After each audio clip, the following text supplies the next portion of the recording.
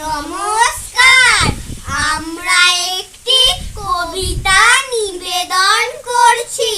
কবিতার নাম বঙ্গসোনা। লেখক সুদর্শন দাস।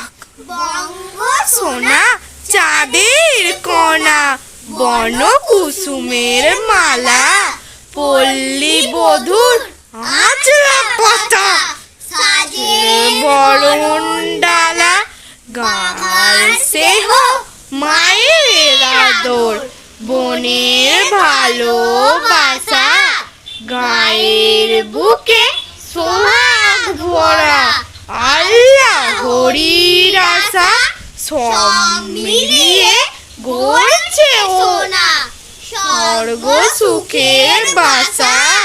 সমতীরে মিলন মন্তে সেহ সুধার ঠাসা, যিশু বুদ্ধ আল্লাহ হরি, রাম রহিমের প্রাণ, আর যাবর্তে গাইছে ওরা সোনা মানুষের গান।